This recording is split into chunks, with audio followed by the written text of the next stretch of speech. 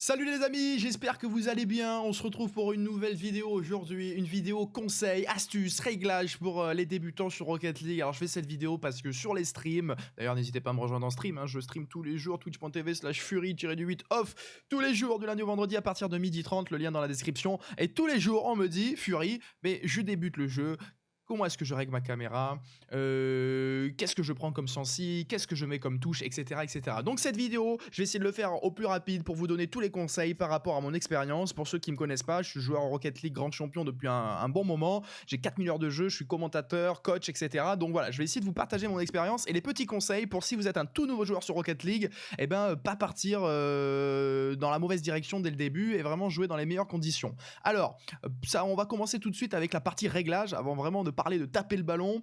On va surtout aller dans les réglages. Option caméra. La première chose à faire quand vous installez Rocket League, quand vous jouez à Rocket League, c'est de dégager cette caméra du début, là. La caméra par défaut, ce n'est pas une caméra, c'est une caméra de plaque d'immatriculation. Tu as la tête dans le pare-choc avec cette voiture, donc ça ne va pas du tout. Il faut absolument reculer sa caméra. Vous avez sous les yeux ma caméra, je vous la donne en 1000, voilà, elle est là, tranquillement, prenez-la, faites-vous plaisir. Et ce que je vais faire aussi, c'est que dans la description, je vous donne quelques caméras de joueurs pro. Voilà, donc comme ça, vous pouvez vous faire un avis. Alors n'oubliez jamais par contre, le plus important, c'est que la bonne caméra, c'est la caméra qui vous convient, d'accord? Donc moi je vous donne la mienne, je vous donne la caméra de quelques pros, comme ça vous pouvez vous faire une idée, mais il faut essayer. Il va falloir que vous touchiez un petit peu là tous ces boutons pour essayer de faire quelque chose qui vous convient. Mais globalement, voilà, moi j'ai une caméra hybride, pas trop proche, pas trop reculée, elle est pas mal, donc essayez-la, et si elle vous convient, tant mieux, sinon vous ferez des ajustements. Petite précision quand même ici sur deux paramètres très importants selon moi. Secousse de la caméra, ça il faut le désactiver absolument. En fait, si vous l'activez, ben, dès que vous allez toucher la balle ou sauter ou quoi que ce soit, votre écran il va bouger dans tous les sens comme s'il y avait un séisme à 8 sur l'échelle de Richter dans votre salon. Donc conseil, désactiver tout de suite les secousses de la caméra. Et aussi la vitesse de la transition, c'est super important. Ça, c'est quand vous allez passer de caméra ballon à caméra libre, à quel point le switch va se faire rapidement ou non. Et quand c'est trop bas, c'est pas bon parce que ça met trop de temps. Donc 1,50 ou 1,60 c'est bien, ça vous permet de rapidement faire le changement. Donc voilà, après sinon au milieu vous ajustez bien évidemment en fonction de vos envies. On va maintenant voir les commandes. Là donc c'est en deux parties, la partie sensi et partie zone morte. Alors sensibilité à la direction, c'est la sensibilité au sol, sensibilité aérienne c'est dans les airs. Je vous conseille de mettre pas quelque chose de trop élevé. Moi je suis à 1,15, 1,10, vous pouvez aller jusqu'à 1,20, 1,25. Enfin après c'est toujours pareil, il faut un peu chercher de votre côté ce qui vous convient. Mais voilà, globalement moi je vous conseille quelque chose dans ces eaux-là. La zone morte de la manette, c'est très important. La zone morte, hein, donc la dead zone, hein, vous connaissez certainement peut-être plus sous ce nom-là. On entend souvent la dead zone, c'est quoi ta dead zone, etc., etc.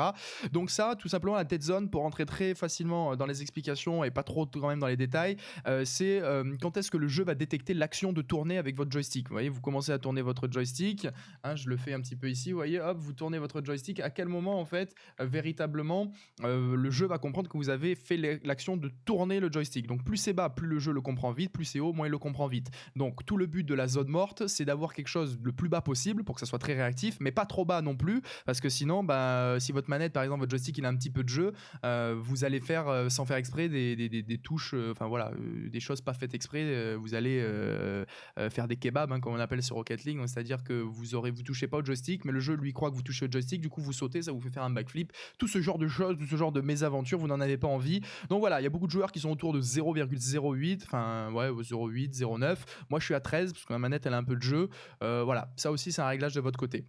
Ce qui est très important, c'est la zone morte directionnelle de l'esquive qui est juste ici. Alors pourquoi c'est important? Parce que ça ne rentre en compte que pour le deuxième saut. Vous savez, sur Rocket League, vous avez un premier saut et un deuxième que vous pouvez orienter, hein, dans ce qu'on appelle le dash, le flick, hein, comme vous voulez. Et du coup, ça n'est que pour ce saut-là. Ça ne rentre en compte qu'à ce moment-là. C'est à quel point le jeu va détecter pour le deuxième saut. Donc, je vous conseille de mettre aux alentours de 0,60, 0,70. Un peu plus bas, vous allez souvent faire des kebabs et c'est pas forcément très intéressant. Donc là, c'est tout pour les sensibilités. Après, les touches, bien évidemment. Donc, les touches, là aussi, vous pouvez rester sur des choses de base. Mais il y a quand même deux paramètres sur lesquels je vais un petit peu appuyer quand même parce que c'est important. Le premier, c'est de pouvoir sauter et booster en même temps. D'accord? Donc, de base, le saut et le turbo, c'est sur A et B. Je sais plus trop dans quel sens. Mais en tout cas, voilà, c'est sur A et B. Moi, j'arrivais pas avec juste le pouce à appuyer sur A et B en même temps, relâcher que B, rester appuyé sur A. Je sais pas comment vous faites les joueurs qui font ça, mais moi j'ai besoin que ça soit vraiment sur 2 touches où j'appuie avec 2 doigts différents. Donc personnellement, je vous le montre très rapidement. Ce que j'ai fait moi, c'est que ma touche de saut maintenant elle est sur RB. Donc vous avez ma manette juste ici. Donc au début, il faut faire A, B et tout comme ça, c'est compliqué. Moi j'ai mis mon saut sur cette touche là. Comme ça me permet, vous voyez, je fais un contrôle, je booste, hop, boum, je peux faire un flick, je peux tirer en même temps. Il y a aucun problème là-dessus. Je contrôle ma balle, vous voyez, je booste, hop, je booste et là, pam, tout en boostant, je peux faire mon saut. Donc ça, très important. Moi j'ai mis 1000 heures avant de m'en rendre compte et j'ai dû réapprendre à jouer avec une nouvelle touche de saut. C'était pas forcément très marrant. Donc faites-le dès maintenant, il faut pouvoir booster et sauter en même temps. Maintenant, le plus grand débat sur Rocket League après le débat dans le monde pain au chocolat ou chocolatine, ne commentez pas ça dans les commentaires vraiment YouTube, on ne veut pas entendre parler de ce débat, puisque là, celui qui va nous intéresser, c'est Fury, est-ce que je joue tonneau aérien ou tonneau gauche-droite? Alors si vous avez démarré le jeu il y a 20 minutes, vous dites mais qu'est-ce qu'il raconte? Moi je voulais juste toucher des ballons. Non, c'est très important. En fait, sur Rocket League, rapidement, quand vous décollez dans les airs comme ça, si vous faites rien et que vous tournez, vous voyez, votre voiture tourne sur un axe horizontal. Si vous maintenez votre touche de tonneau aérien, donc moi c'est ce que j'ai, je joue en tonneau aérien, vous voyez, regardez, hop, la touche en blanc là qui s'active, ma touche LB, ça me permet, vous voyez, quand je tourne mon joystick, de tourner sur l'axe vertical de ma voiture. Voilà, comprenez juste ça, on va pas rentrer dans les détails, et en gros, moi j'ai besoin de sauter, appuyer sur cette touche et orienter avec le joystick pour faire le tonneau aérien. Vous avez une autre manière de le faire, c'est tonneau gauche ou droite, c'est-à-dire qu'au lieu d'appuyer sur la touche et tourner à gauche ou à droite avec le joystick, vous mettez une touche tonneau gauche qui vous fait directement faire ça, donc c'est-à-dire tourner à gauche, et la touche tonneau droite, elle vous fait directement aller à droite. Alors quels sont les avantages, les inconvénients très rapidement? Si vous démarrez le jeu, mettez-vous tout de suite en tonneau gauche, tonneau droite, parce qu'en fait, plus vous allez évoluer en mécanique, plus ça va vous permettre d'être rapide. Parce que forcément, vous l'avez bien compris, si j'appuie sur une touche et que ça me fait directement tourner à gauche, c'est plus rapide que moi qui dois appuyer sur une première touche et tourner avec mon joystick, d'accord? Donc ça, si vous commencez le jeu maintenant, là, vous regardez cette vidéo, vous avez 2 heures de jeu ou même 10 heures de jeu, voilà, vous êtes vraiment un débutant, utilisez tonneau gauche-droite. Ça va vous permettre, comme je vous dis, d'être plus rapide, et en plus de ça, ça va vous permettre plus tard d'avoir un éventail de mécanique plus large, ça vous permet de faire des flicks un peu compliqués, des tornados, des breezy, voilà. Alors les breezy, c'est faisable aussi sans le tonneau, mais c'est beaucoup plus compliqué, mais voilà. Faites-le, faites-moi confiance. Vous n'avez aucun a priori sur le jeu, vous n'avez pas déjà pris de mauvaises habitudes. Par exemple, un joueur comme moi, j'ai 4000 heures de jeu, c'est fini, je peux plus faire ça. Passer de tonneau aérien à tonneau droite-gauche, c'est fini. C'est pour ça que les pros ne le font pas non plus, hein, parce qu'en fait, tout simplement, ils ont appris pendant des milliers d'heures à jouer comme ça. Mais faites-le, croyez-moi, c'est intéressant. Sinon, il y a une dernière alternative, c'est de mettre un tonneau aérien et de bind juste le tonneau gauche ou le tonneau droit sur une autre touche. Comme ça, voilà, ça fait un petit mix entre les deux. En tout cas, voilà, ça c'est ce qui était important pour les commandes. Priorisez ça. Sauter, booster en même temps et jouer tonneau gauche, tonneau droit, c'est un conseil que je vous donne. Maintenant, on va rester dans les options, on va aller à vidéo. Donc là, c'est des réglages vidéo lambda. Vous n'avez pas besoin de moi et d'une vidéo pour comprendre comment est-ce qu'on règle son jeu en 1080p, combien est-ce qu'on met d'FPS, ça dépend de votre config. Par contre, il y a des choses qu'il faut absolument dégager. Vous mettez un grand coup de balai là-dedans, là, ça dégage. C'est tout ce qui est flou lumineux, puits de lumière, halo lumineux, météo. Ça, c'est du flou de visuel. C'est-à-dire que voilà, c'est joli, c'est pour que le jeu soit beau. Mais là, on est dans un but compétitif, on est dans un but de progression. Donc, on enlève tout ce qui peut nous éblouir, tout ce qui peut un petit peu gêner la vision.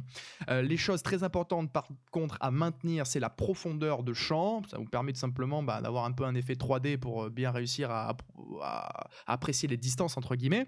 Les poteaux de but transparents, obligé de le cocher parce que sinon quand vous allez rentrer dans vos buts, vous n'allez plus rien voir, donc ça vous le cochez.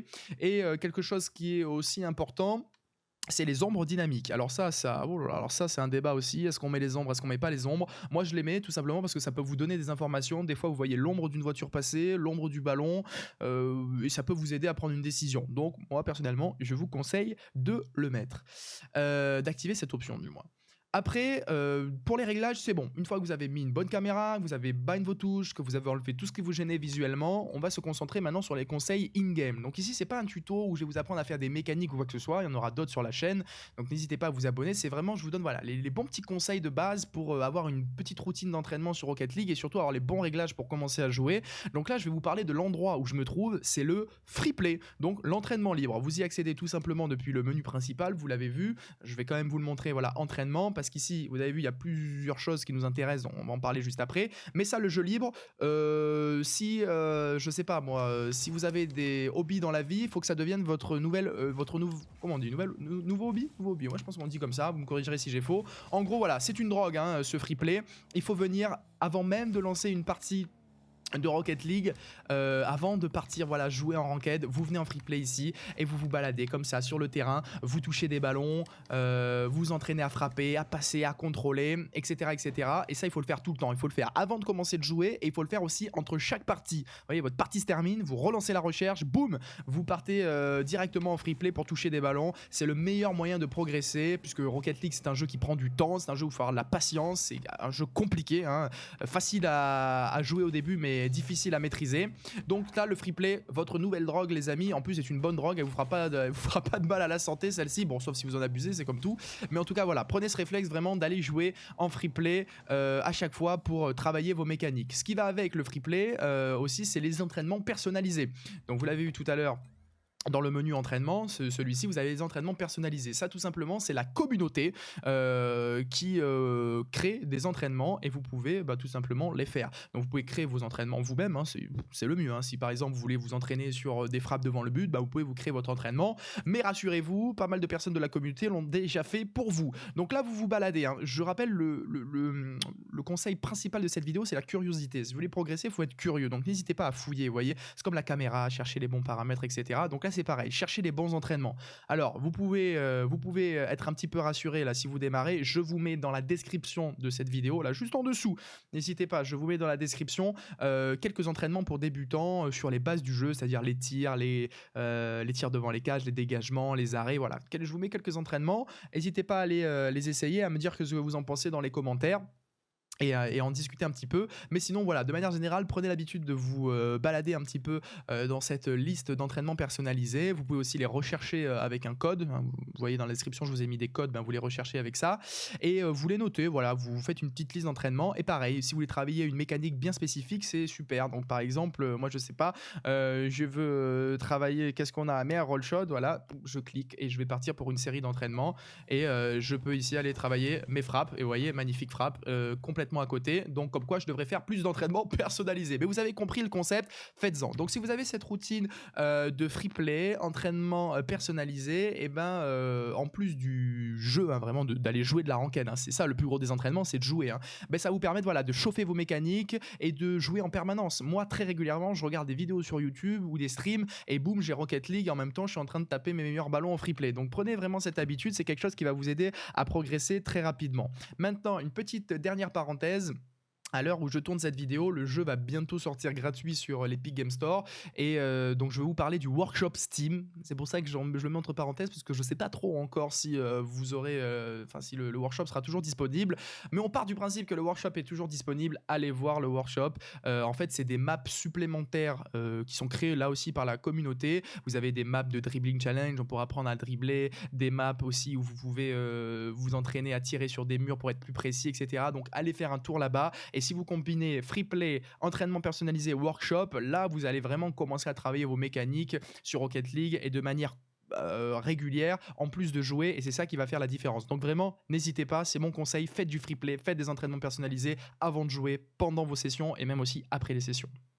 Donc voilà, je ferme un petit peu la parenthèse, j'ai essayé de vous donner très rapidement ces clés en main, c'est pour les débutants, vous venez d'acheter le jeu il n'y a pas longtemps, vous avez quelques petits conseils pour bien démarrer, il y aura des vidéos où j'entrerai plus dans le détail de certaines mécaniques, de certains réglages, mais là c'est vraiment voilà, un premier jet pour les joueurs qui découvriraient Rocket League. Je finirai quand même sur le dernier conseil de la vidéo, le plus grand conseil que je peux vous donner, c'est pour progresser, c'est prendre du plaisir.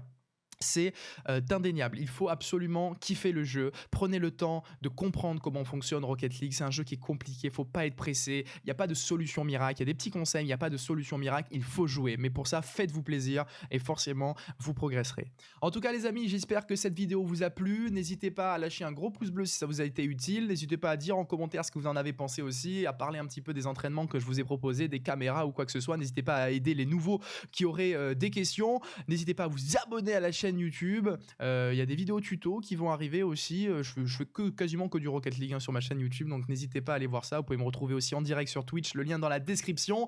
Les amis, je vous souhaite une très très bonne progression, devenez les meilleurs sur ce jeu, mais surtout prenez du plaisir, c'était Fury, à plus tard les gars, ciao ciao. Si tu as apprécié cette vidéo, n'hésite pas à lâcher un pouce bleu, à t'abonner et à activer la cloche des notifications. On se retrouve pour une nouvelle vidéo, à plus tard.